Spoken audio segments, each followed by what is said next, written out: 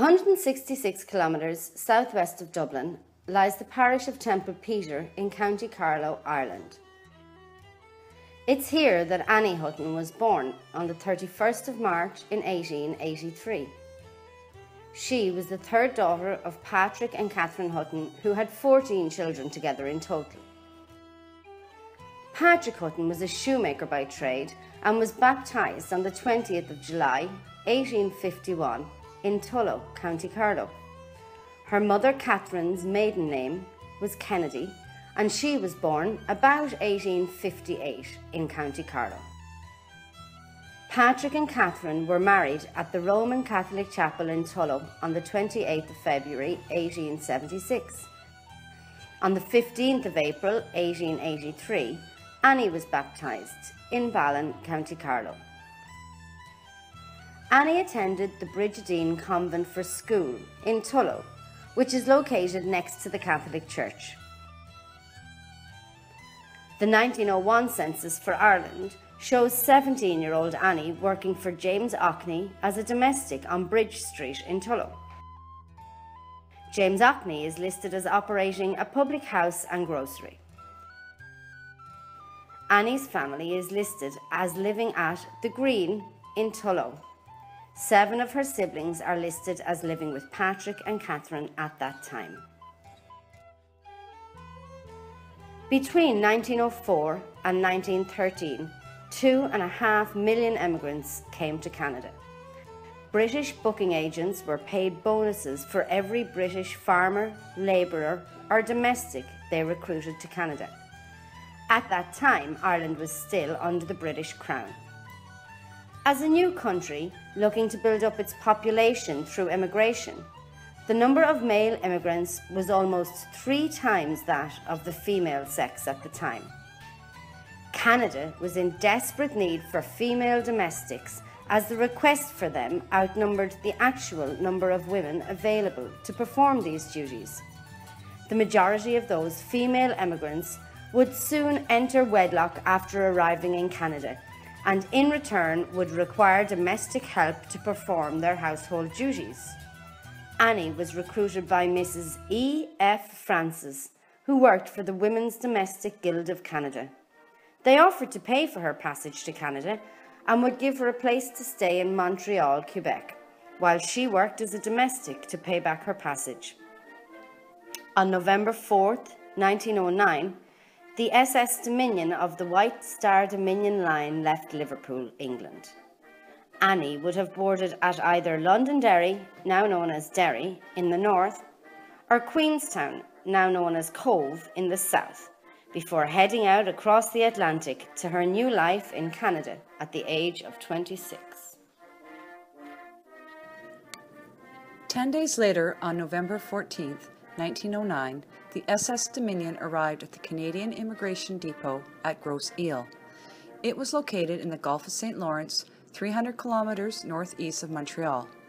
There were 447 passengers on that voyage, and all of the steerage class entering Canada passed their medical and civil examinations.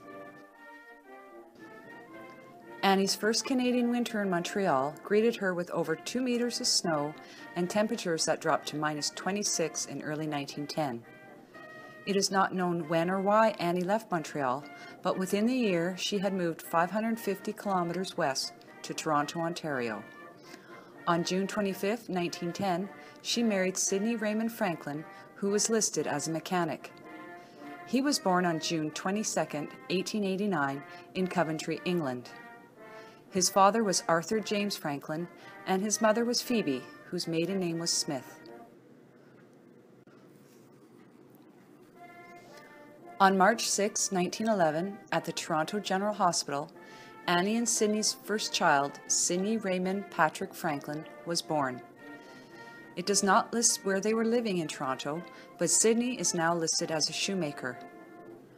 Shortly after the birth of their son, the Franklins moved 100 kilometers west to Galt, Ontario, which is now part of Cambridge. The 1911 census for Canada states that Sidney was a shoe trimmer who worked 55 hours per week for 50 weeks and made $350 in total earnings for 1910. Annie is listed as a mum, and they lived on West Main Street, which is now known as Grand Avenue North. On May 20th, 1912, Vivian Eugene Franklin was born in their home at 598 Preston Road, which is now known as Coronation Boulevard. Sydney is listed as a shoemaker. On June 16, 1913, Elaine Anna Franklin was also born at their home on Preston Road. Sydney is listed again as a shoemaker.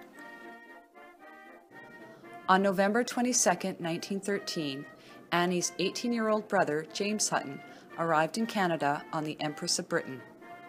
He was born in Tullow, County Carlow, on October 1, 1895.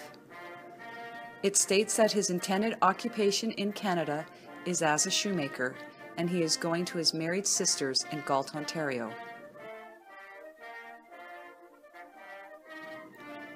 As part of the British Empire, Canada entered World War I on August 4, 1914.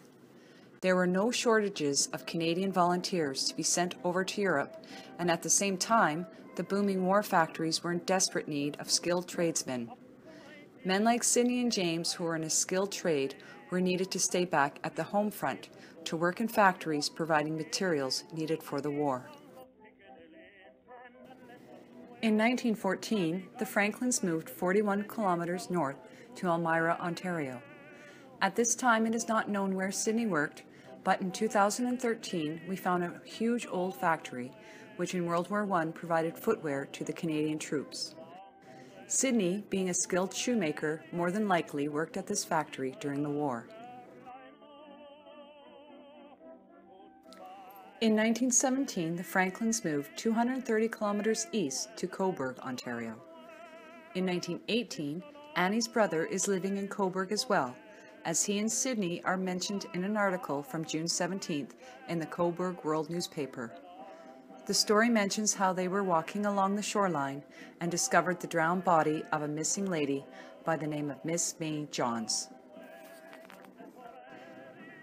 Also in June of 1917, the volunteers being sent overseas were now few, and Prime Minister Borden passed a conscription law dictating that all able-bodied men between the ages of 20 and 45 who were bachelors or widowers without children had to enlist. Annie's brother James was drafted on October 18, 1918, but the war finally ended a month later on November 11th. In the spring of 1919, the Franklins lived on Sidahan Street, which is a few blocks from the beach. And on Saturday, March 29th, a mother's worst nightmare came true for Annie when her first son Raymond perished in Lake Ontario. The article on the front page of the Cobourg World newspaper for Friday, April 4th, 1919, states that 8-year-old Raymond and his friend found an old scroll and pushed it into the water. His friend Howard Reynolds climbed out, but for some reason Raymond stayed in. The little boy went for help but didn't find anyone, and apparently did not realize the danger Raymond was in, and simply went home and told no one. The article also states that a ferry arrived in the harbor that same afternoon, and the crew reported the gale was one of the worst experienced in years. The wheelhouse of the big boat was covered with ice, and their opinion was that a small boat would be soon swamped after leaving the shore. On the same page, there is a follow-up article that states that a body answering the description of Raymond Franklin had been found 5 days later, on Thursday, the 3rd of April. Sydney was to go to Rochester, New York, which is on the other side of Lake Ontario, to see if the body was that of his son. On July 23, 1920, Annie's 30-year-old sister, Margaret Hutton, who was baptized in Tullow, County Carlow, on the 20th of August, 1889, arrived in Canada on the SS Minnedosa. It states she intends to stay permanently in Canada, and she is destined to her sisters in Cobourg, Ontario, and that her passage was paid by her sister as well. In 1920, the Franklins were now living on King Street East. Annie's brother and sister were also living with them in the same house. Sydney is now a superintendent at the Cobourg Felt Company. On October 19, 1920, at the age of 37, Annie died of Addison's disease, which is a disorder that occurs when the body produces insufficient amounts of certain hormones produced by the adrenal glands. Today, Addison's disease is controlled with the use of steroids, which usually need to be taken for life. Her death record states that she had been suffering symptoms for a year, and her obituary also states that her health had been failing since Raymond's death a year earlier. She is buried at St. Peter's Cemetery in Cobourg, where the majority of tombstones are light in color and face east. Annie's tombstone is black and faces south, towards Lake Ontario.